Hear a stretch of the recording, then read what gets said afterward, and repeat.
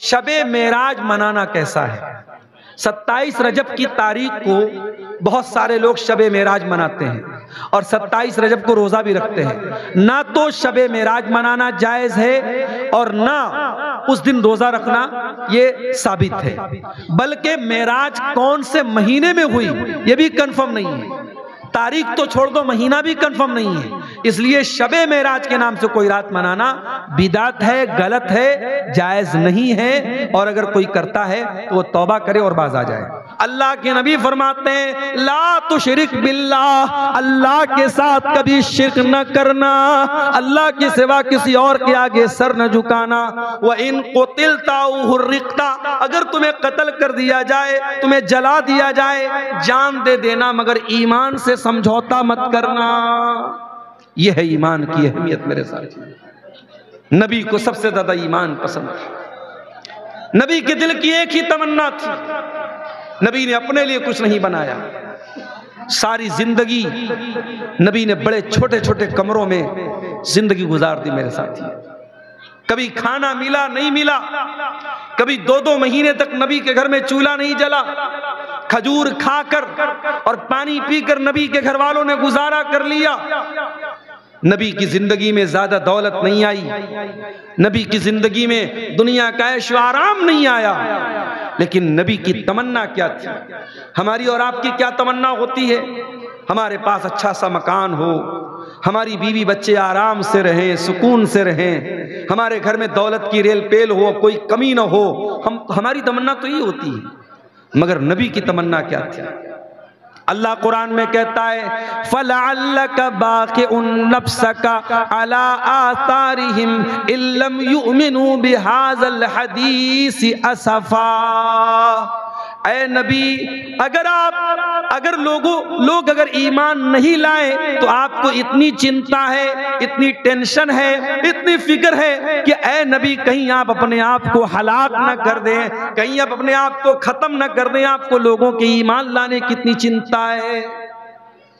अल्लाह के रसूल रात के सन्नाटे में दुआ करते हैं, आय अल्लाह, तू उमर इब्ने हिशाम और उमर इब्ने खत्ताब में जो तुझको ज्यादा पसंद है, अल्लाह तू उसको ईमान की दौलत दे दे। अल्लाह को उमर इब्ने खत्ताब पसंद थे, अल्लाह ने हजरत उमर को इस्लाम की तौफीक बख्शी। और उमर इब्ने हिशाम जो अबू जहल था, उसको कभी ईमान की दौलत नहीं मिली। मेरे भाइयों, अगर अल्लाह ने हमें और आपको मुसलमान बनाया है, ईमान वाला बनाया है, माफ कीजिएगा, इसमें हमारा कोई कमाल नहीं है, हमारा कोई कमाल नहीं है। अल्लाह चाहता इसी भारत में 1 अरब लोग ऐसे हैं जो अल्लाह के अलावा दूसरों के दर पे सर झुकाते हैं। अल्लाह हमें चाहता, हमें भी वैसा बना देता। हम भी गाय को देख के हाथ जोड़ रहे होते, सांप को देख के हाथ जोड़ रहे होते, शर्मगाह की इबादत कर रहे होते, हम किसी नदी की इबादत कर रहे होते।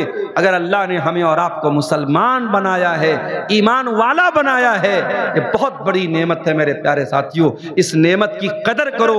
वमा कुन्ना लिनहतदिया लौला अन हदानल्लाह, अगर अल्लाह हमें हिदायत न देता तो शायद हम हिदायत न पाते। मेरे प्यारे साथियों, यकीनन हमें अल्लाह ताला ने बहुत बड़ा इनाम किया हम पर कि उसने हमें ईमान की दौलत से नवाजा है। अल्लाह के नबी को ईमान से बढ़ के कोई चीज पसंद नहीं थी, इसलिए इस ईमान पर कायम रहो, मरते दम तक तौहीद पर कायम रहो, मरते दम तक कोई ऐसा काम मत करो मेरे प्यारे भाइयों और मेरी प्यारी माँ और बहनों जो ईमान को बर्बाद कर देता हो, जो ईमान को खत्म कर देता हो। जानो, मैं इसीलिए बार बार सीमांचल के इलाके में कहता हूं, अभी एक बहुत बड़ी 3 मंजिला की मस्जिद थी, कटिहार में जुमा पढ़ाया था मैंने। 3 मंजिला मस्जिद थी।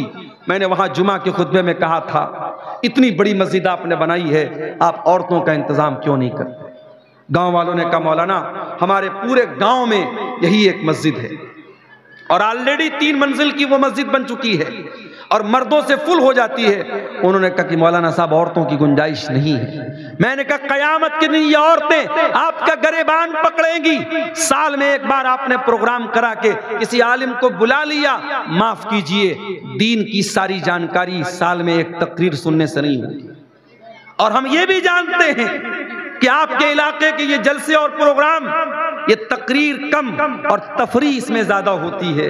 एक एक गांव में कितने जानवर कटते हैं और कितनी दावतें होती हैं और कितने लाख रुपए का खर्च। मुझे यहां तक लोगों ने बताया कि अगर आपके गांव में जलसा है और आपकी लड़की की नई नई शादी हुई है तो दामाद जो आएगा, दामाद का, बेटी का, नाती का, नतनी का, नवासे नवासी सबका नया कपड़ा बना के भी देना पड़ता है। यानी जलसे पर जो होने वाला खर्च है उससे कई गुना ज्यादा खर्च गांव में होने वाली दावतों और फिर उस जलसे के नाम पर जो तोहफे तहफ दिए जाते हैं उस पर हो जाता है। तो माफ कीजिए मेरे साथियों, आपने तो जलसों को एक मेला बना दिया, एक त्योहार बना दिया। तबलीग और दावत की अगर आप बात करें तो उसका बहुत बड़ा प्लेटफॉर्म जुमा का खुतबा है।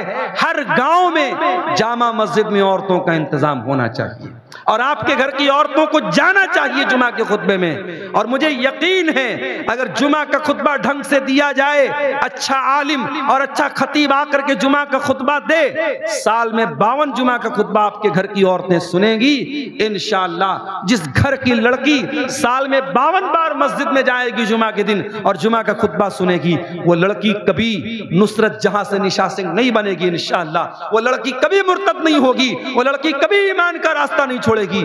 आपने प्यासों को पानी पिलाया नहीं, आपने भूखों को खाना खिलाया नहीं, आपने इन औरतों तक दीन पहुंचाया नहीं। मेरे प्यारे साथियों, अगर आज ये औरतें भटक रही हैं, आज हालात इस कदर नाजुक है। बनारस में एक साहब के बारे में मुझे किसी ने बताया, नई नई शादी हुई है, जाड़े का मौसम है, सर्दी का मौसम है, नई नई शादी हुई है, मियां बीवी दोनों नापाकी की हालत में 24 घंटे रह जाते हैं।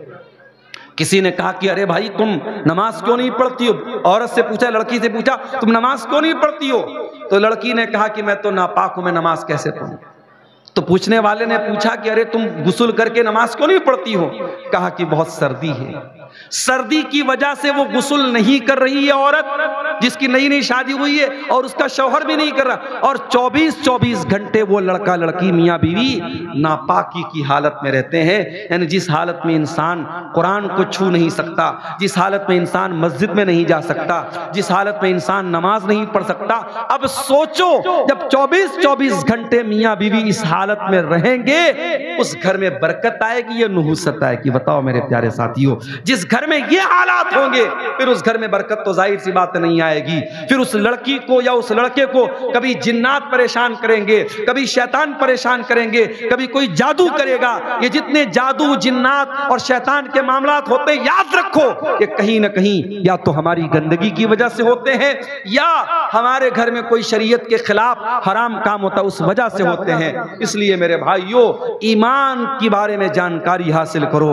ईमान क्या है? हमसे कब्र में ये नहीं पूछा जाएगा कि तुम क्या खाते थे, क्या पहनते थे, तुम्हारा मकान कैसा था, तुम्हारे बच्चे कितने थे। कब्र में हमसे 3 सवाल पूछा जाएगा। मन रब्बु का, मन नबियों का, मा दीनों का। तेरा रब कौन है, तेरे नबी कौन है, तेरा दीन क्या है? और इन 3 सवालों का जवाब आपको कहां मिलेगा? कुरान और हदीस के अंदर मिलेगा। इसलिए मेरे प्यारे साथियों, जो मेरे नबी को सबसे ज्यादा जो चीज पसंद थी वो ईमान थी।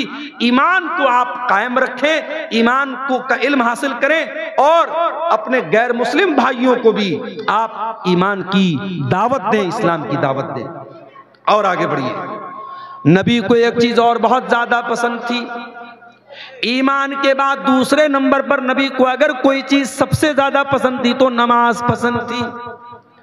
इतनी पसंद थी नमाज, अल्लाह के प्यारे नबी फरमाते हैं, हुब्बिबा इलैया मिन दुनियाकुम अन्निसाउ वत्तीब। मुझे दुनिया में 3 चीजों से बहुत मोहब्बत है। नंबर 1, अल्लाह ताला ने औरत की मोहब्बत मेरे दिल में डाली है। औरत की मोहब्बत मेरे दिल में डाली है। वो औरत जो नबी के दौर में मजलूम थी, पैदा होती थी जमीन में एक जिंदा गाड़ दी जाती थी, वो औरत जो भारत के सरजमीन पर अपने पति के मरने के बाद पति के साथ जिंदा जला दी जाती थी, वो औरत जो अपने शौहर के मरने के बाद, अपने पति के मरने के बाद उसका सौतेला बेटा उससे शादी कर लेता था, वो औरत जो अपने बाप की प्रॉपर्टी में वारिस नहीं होती थी, वो औरत जो गुलामों की तरह, जानवरों की तरह मार्केट में बिकती थी, उस औरत को मोहम्मद रसूलुल्लाह ने उस औरत का सही मकाम दिया। और वो लोग जो औरत के कातिल थे, जो बेटी के कातिल थे, जो बेटियों को जिंदा जमीन में दफन कर देते थे, मेरे नबी ने उनको पैगाम दिया कि ऐ बेटियों के कातिलों सुनो, ऐ बेटी को जमीन में गाड़ने वालों सुनो, वइज़ल मौऊदतु सुइलत बिअय्यि ज़ंबिन कुतिलत, जिस लड़की को जिंदा जमीन में गाड़ा गया है, कल कयामत के दिन उस लड़की से पूछा जाएगा बिअय्यि ज़ंबिन कुतिलत कि ऐ बच्ची, तेरे माँ बाप ने किस अपराध की तुझको सजा दी है, किस जुर्म में तुझको मारा है।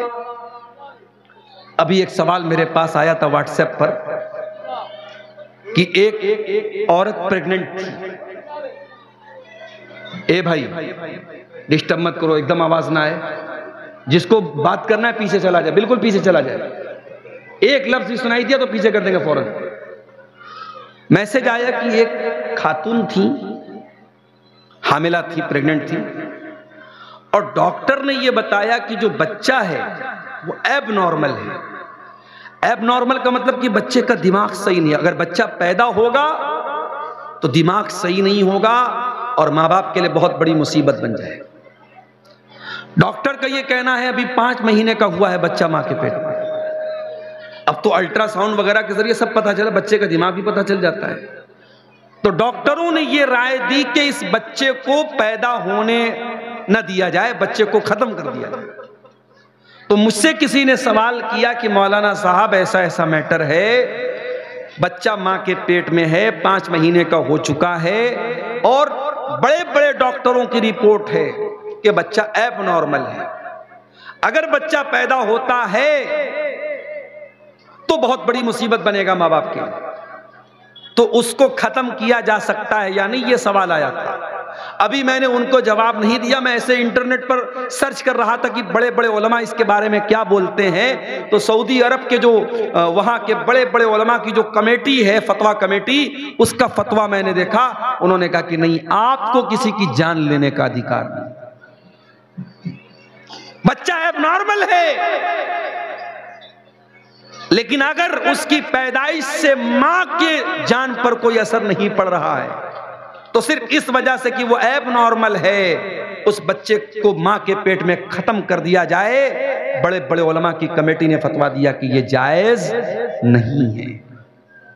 आज कितने लोग बाकायदा अल्ट्रासाउंड के जरिए ये पता लगा लेने के बाद कि मां के पेट में लड़की पल रही है, और लड़की अगर दुनिया में आएगी तो बोझ बन जाएगी मेरे लिए, न कमाएगी न काम करेगी, जवान होगी मुझे शादी करना पड़ेगा, जहेज बनाना पड़ेगा, उसके लिए जेवर बनाना पड़ेगा। इस डर से उस बच्ची को मां के पेट में मार दिया जाता है। और ये मैं कोई किस्सा कहानी नहीं सुना रहा हूं, भारत सरकार का डाटा है कि भारत हमारे देश में करोड़ों बच्चियां मां के पेट में हर साल मार दी जाती है। इसीलिए हमारी सरकार नारा लगाती है बेटी बचाओ बेटी पढ़ाओ, बेटी को बचाने की बात करता है। ओ बेटी को बचाने का दावा करने वालों, तुम बेटी को कैसे बचाओगे जब तक जहेज नाम का खूनी दरिंदा जिंदा रहेगा, जब तक आपके समाज में जहेज बाकी रहेगा, जब तक लड़कियों की शादी को आप इतना महंगा बना करके रखोगे, तब तक बेटियां अपने माँ बाप के लिए बोझ बनी रहेंगी। अगर आपको बेटियों की परवरिश सही तरीके से करना है, पहले जहेज को खत्म करो, पहले निकाह को आसान करो। मुहम्मद रसूलुल्लाह सल्लल्लाहु अलैहि वसल्लम ने औरत का सही मकाम दुनिया को बताया। आपने फरमाया अगर ये औरत माँ है फ़इन्नल जन्नत तहत रिजलिहा, इसके पैरों के नीचे तुम्हारी जन्नत है। औरत अगर बेटी है, आपने फरमाया मन आला जारियतैनि हत्ता तबलुगा, जिसको अल्लाह ने 2 बेटियां दे दी और 2 बेटियों की उसने सही तरीके से परवरिश कर ली, वो 2 बेटियां अपने माँ बाप को जहन्नम की आग से बचाएंगी। 2 बेटियों को पाल लिया, जहन्नम की आग से बच जाओगे।